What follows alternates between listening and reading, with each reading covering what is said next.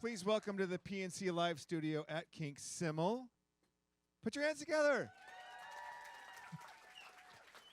I said SYML. SYML.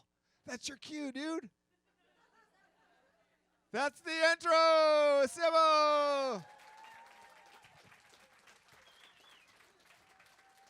Cody, can I get a little more on my microphone?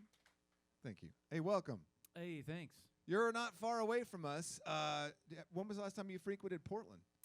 Wow. Months ago. Yeah. Well, welcome back. Thank you.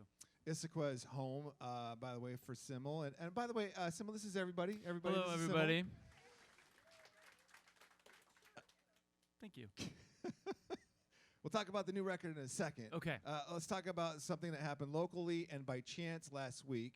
We have a local feature, the Homegrown Discovery. Morrow was our artist, and by chance, Morrow's an artist that you produced, right? Yeah. Tell us more about that connection. Yeah, so his government name is Jesse. His last name, also government given, I guess, is Morrow.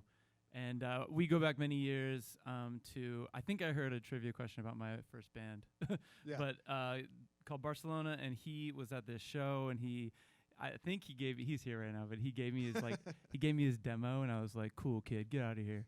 And then, but I ended up working on many records with him, and made him smoke clove cigarettes. Oh, that's cool. Yeah. Just like you're in high school. Yeah, That's totally. it for me anyway.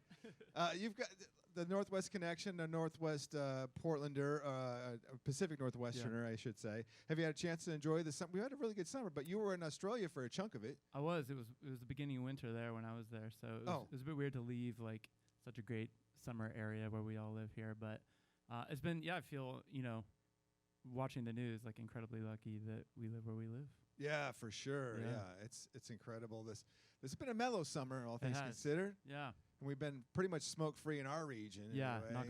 knock on wood. Knock on that wood. Yeah. Let's talk about the new record real quick. Okay. And The Day My Father Died. The album title kind of sets the tone, or does it? Because I heard you say that this is actually a happier record than your first studio LP. Yeah, it's when I chose it's the title of a song on the record too, and the song itself is more celebratory than anything else. And I chose the title for the record because all these songs, like any album, is a series of snapshots of a season of life. And coming out of the pandemic, where we lost my dad, it was obviously hard. But this, talking about sort of post-pandemic understanding what we all are going through as humans at any given time, I think that came into like hyper-focus for me during the pandemic. Yes, I lost him, but people lose their parents every day. People lose, Anyway, it's that perspective shift that happens just even like the slightest bit, and everything has changed forever.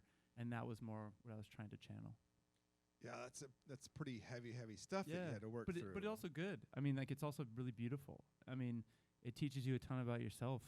It teaches you about who, in this case, who he was as a parent, as a man, who I am as a parent and a person. And huge perspective gained. For sure. Yeah. I want to ask you about the life of your song is brought into itself. Where's My Love? That song is taking on a life of its own. How do you see how that progressed and turned into what it's turned into? Because it's absurd, the life that it's got. It is. Yeah, it's hard for me to in really. a sweet way. Yeah, it is absurd. It is disgusting.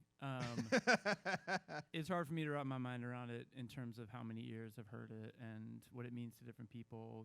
From the small little seed that I sort of started. I think every time I play it, it's like a different experience in terms of I never get bored playing it. I think it's great, like going to Australia for the first time, and like this is not a humble brag. This is a full-on brag. I walked into the green room first show, and there was a person from my label there, and they had like this double platinum record for that song from that country I'd never been to. Yeah. And I was like, this is legit. And also so I think it's okay to pick your head up from working occasionally to be like, okay, the work you do has impact and is important, and it should keep you honest as you continue to write more songs. Damn right. Be Yeah. proud of that for sure. Speaking of humble, that's right. I'm joking. You had another humble brag I was reading about. It was like the Kardashians and their group of really important people were all listening to one of your records on a bus. Yeah, that's true. What's the story? No, I learned this from Charlotte Lawrence, who is on my album, wonderful singer, and she also happens to be a model and knows fancy people. So she was on this tour bus of. I've only told this story a couple times. Come on, name drop. Let's go. No, Hurt some toes. It's like The Weeknd. Yay. And then like Will Smith's kid, Jaden Smith. I think he was opening for The Weeknd, and then a Kardashian or two, and they were listening to one of my songs on repeat, just bobbing their heads. Yeah. So that is the humblest of humble brag. If anybody ever, wants to know, about sort of fancy people, let me know. You're right. Well, we got tickets to your show, Revolution Hall, November 16th. You guys all entered the raffle, right? Would you grab that beer mug over there? Yeah. And grab some numbers. Oh, you want to read them off and then hand them to me? I will. Yeah, there's a lot of. Seems like there's more tickets than there are people in this room. I'll be honest. Okay, up first we got 412-827. Row 2. Oh my gosh. 827. Congratulations. You are in store. What's your name? Give it up for John. Row 2. Big fan of John. Next up, 412-835. Right next to John? Oh, my gosh, no. Do you guys know each other? Whoa. Get ready. Something shady is up. Okay, here, I'll have it. Thank you. What was your name? Jamie, all right. Jamie John. Huh. All right. This guy's like, this. Yeah, you got either side right now. 412-798. Shut up. Dude. I mixed it up. It was mixed up. Here, sorry. Thank you. That's all we got. That's all she wrote. Hey. Be mad at him, me. That's like the lamest magic trick. I'm sorry. David Blaine here. I feel like at the end we should do just one more, just to see what's going on. Right. In the what the are universe. the odds? Yeah. Ugh. You guys can still buy tickets too. Yeah. It doesn't always have to be free. Jeez.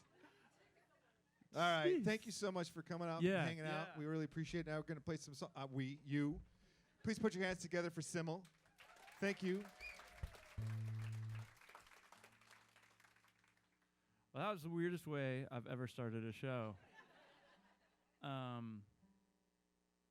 so weird. I don't like it. Everybody good, though, besides that? Yeah. Hey, honest answer. That's good.